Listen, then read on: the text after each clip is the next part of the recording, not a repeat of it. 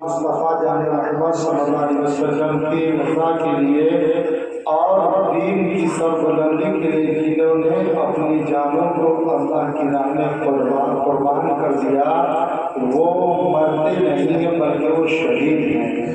اور قرآن کہہ رہا ہے تمہیں ان کی زندگی کا شعور نہیں ہے اور وہ انہیں اپنے رزق رب کے پاس سے رزق ملتا ہے۔ شہید کی جو زندگی ہے بس ایک تھوڑی سی ذرا سی جیسے کہ دشمن نے وار کیا ذرا سی تکلیف محسوس ہوئی جب حضرت عائشہ صدیقہ رضی اللہ تعالی عنہا جو تمام مومنوں کی ماں ہے ام المؤمنین حضرت عائشہ صدیقہ رضی اللہ تعالی عنہا قرآن پاک کی تلاوت کر رہی تھی، سورہ یوسف کو پڑھ رہی تھی، جب حضرت یوسف علیہ السلام کا ذکر آیا کہ مصر کی عورتوں نے حضرت یوسف علیہ السلام کو دیکھا اپنے ہاتھوں کو کاٹ دیا، انہیں پتہ تک نہ چلا۔ اور جب یوسف علیہ السلام کے لیے حضرت زلیخا نے کہا تو یعنی مصر کی عورتوں نے تانا زنی کی ایک غلام پر ایک بادشاہ کی بیوی جن کے بیٹھے ہم کو عورتیں ہیں۔ جب زلیخا کو پتہ چلا مصر کی عورتوں کی دعوت دی اور ان کے ہاتھوں میں چھریاں دے دی اور پھل ان کے آگے رکھ دیے اور کہا کہ جس وقت میں تم سے کہوں ان چھریوں سے اپنے ہاتھوں سے پھلوں کو کاٹ کر کھانا شروع کر دینا، اس وقت تم کھانا شروع کر دینا۔ ادھر حضرت یوسف علیہ السلام سے کہا تھا، اللہ کے نبی یوسف علیہ السلام سے کہا تھا یوسف علیہ السلام تم ذرا ان کے سامنے سے اپنے چہرے سے نقاب اٹھا کر کے گزر جانا۔ جب حضرت یوسف علیہ السلام ان کے آگے سے گزرے اپنے چہرے سے نقاب اٹھایا اور اس نے یوسف علیہ السلام کو دیکھا، مصر کے عورتیں تاب نہ کر سکی۔ ادھر زلیخا نے حکم دیا اپنے ہاتھوں سے پھلوں کو تراشو اور کھانا شروع کر دو۔ اس نے یوسف کو مصر کی عورتوں نے دیکھا، جب چھری کو چلایا بجائے پھلوں کے اپنے ہاتھوں کو کاٹ دیا، پتہ تک نہ ہوا۔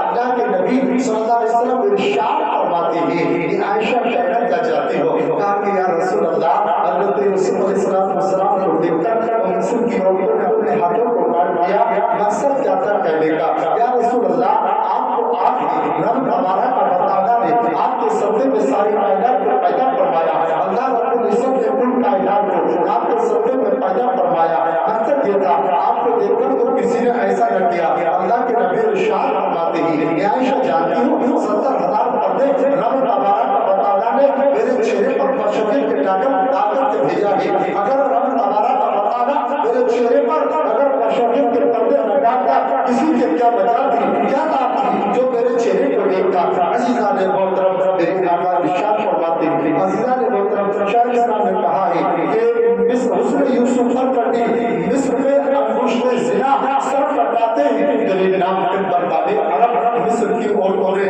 حضرت یوسف علیہ السلام کو دیکھا، اپنے ہاتھوں کو کاٹ دیا۔ عرب کے جوانوں نے دیکھا، اللہ کے نبی صلی اللہ علیہ وسلم کے عشق میں اتنے مغرور ہوئے، آپ کے رنگ میں اتنے رنگ گئے، آپ کی محبت میں اتنے مغرور ہو گئے کہ جب اللہ کے نبی صلی اللہ علیہ وسلم نے اپنے غلاموں میں جہاد کا جو جذبہ پیدا کیا، آقا صلی اللہ علیہ وسلم کے غلام جب آپ کے قدموں پر اپنی جانوں کے نذرانے نچھاور کرتے، اپنی جانوں کو قربان کر دیتے۔ یا رسول اللہ تمنا یہی ہوتی تھی در وقت اجل سلطنی جو وقت کھڑا ہو، در وقت اجل سلطنی جو وقت کھڑا ہو، جتنی ہو قضا ایک ہی سجدے میں ادا ہو، جتنی ہو قضا ایک ہی سجدے میں ادا ہو۔ عاشق رسول اللہ کو یہ تمنا ہوتی تھی، نبی کے عاشق کی یہی تمنا تھی کہ یا رسول اللہ عزیزان محترم پیارے آقا مصطفیٰ جان رحمت صلی اللہ علیہ وسلم کا مقدس زمانہ کی ایک بیوہ عورت تھی، صبح کا فجر کا وقت تھا، ایک عورت تھی، اللہ کے نبی صلی اللہ علیہ وسلم کے غلام حضرت بلال رضی اللہ عنہ کی آواز کو سنا، آواز کو سن کر کے اس عورت کی آنکھوں سے آنسو روا ہو گئے۔ آواز کیا تھی؟ وہ حضرت رسول کی حضرت بلال کی آواز کیا تھی؟ حضرت بلال کی آواز یہ تھی، آئے لوگوں مدینہ پر حملہ کرنے والے کے مذہب اسلام کے پودے کے لیے جمع نامے یعنی جمع نامے عرب کی نبی کے غلاموں کی خون کی ضرورت تھی۔ جب اس عورت نے ایک ایمان کی آواز سنی نبی کے مؤذن کی تو آنکھوں سے اشک روا ہو گئے اور بدل دینے لگی۔ اس کی گود میں ایک 6 سال کا بچہ جو ماں کی آگوش میں چھوڑ کر سو رہا تھا، کہنے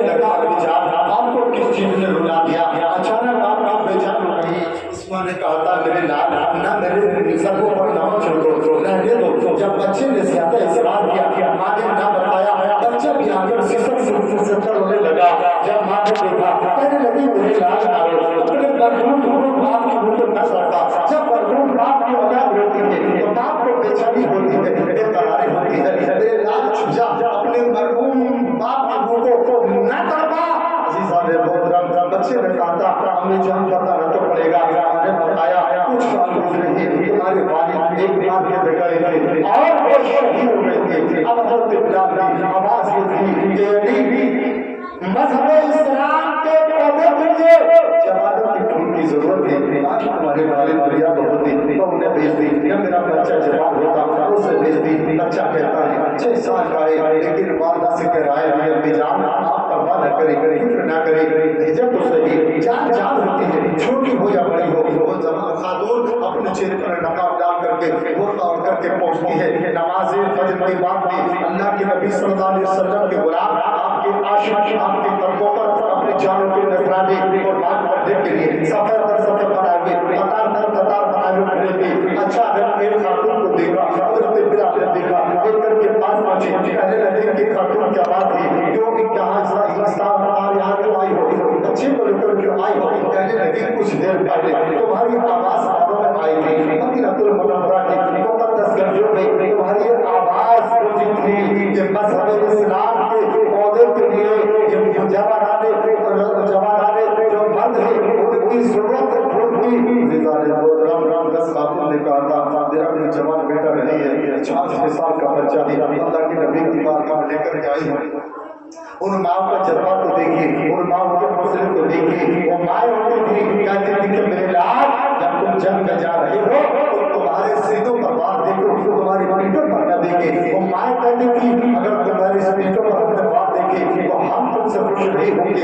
मकसद ये होता था अगर पीठों पर बात हुए तो वो वहां से अपनी जान बचा कर भाग रहे थे। तो जालिमों ने उनकी यानी कुफार मक्का ने उनकी पीठों पर पुष्पों पर निशान लगाए थे। और अगर तुम्हारे सीनों पर बात हो गई तो हम समझेंगे कि तुम जवान मर्दी दिखाते हो, शहीद हुए हो। अगर तुमने ये जवान मर्दी ना दिखाई तो हम कयामत के दिन तुम्हें अपने अंदर के दारों का दूध नहीं बख्शेंगे। और गाँव में तब दबाता रोना था जबकि हज़रत बिलाल रज़ी अल्लाह अन्हु उस बच्चे को गोद में लेते हैं, बच्चे को गोद में उठा करके अल्लाह के नबी की बारगाह में जाते हैं। या रसूलुल्लाह सल्लल्लाहु अलैहि वसल्लम एक नकाब पोश खातून जिनका ये बच्चा है और रही थी। अल्लाह के नबी सल्लल्लाहु अलैहि वसल्लम ने बच्चे पर 10 सख्त फेरा और मेरे आका ने इरशाद फरमाया इस खातून से जाकर के कहो ये बच्चा अभी जिहाद जाने के लिए नहीं है, अब तो इसे इस्लाम की हमारा समझ करके इसकी परवरिश करो। जब ये जवान हो जाएगा तो मैदान जिहाद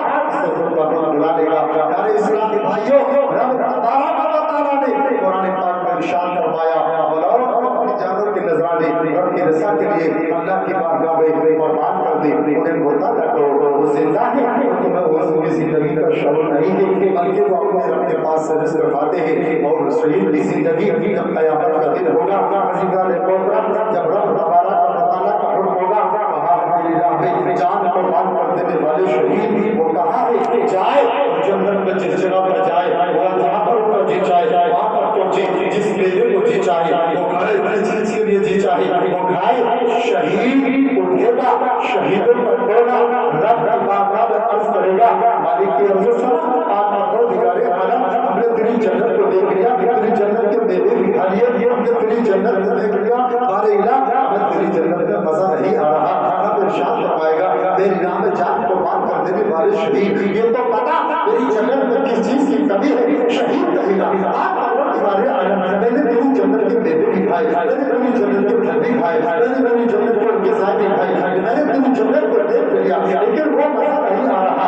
जो मैदान जहां था दुश्मन की तलवार थी, दुश्मन के घोड़ों की ताकत थी, मेरा जिस्म था दुश्मन की तलवार थी, सामने तेरा दीदार था, मेरा प्यार था। मुझे तेरी जन्नत से ये अमल प्यारा है कि तू मुझे दुनिया में भेज और मुझे दुनिया में भेज करके जिंदा करके भेज, मैं तेरी राह में जिहाद करूं, दुश्मन की तलवार हो, सामने तेरा दीदार हो और मेरा प्यार हो, और फिर मैं जिंदा किया जाऊंगा, फिर तेरी राह में तेरी रज़ा के लिए शहीद किया जाऊंगा, फिर जिंदा किया जाऊंगा, फिर तेरी रज़ा के लिए शहीद किया जाऊंगा। मुझे तेरी जन्नत से ये अमल प्यारा है।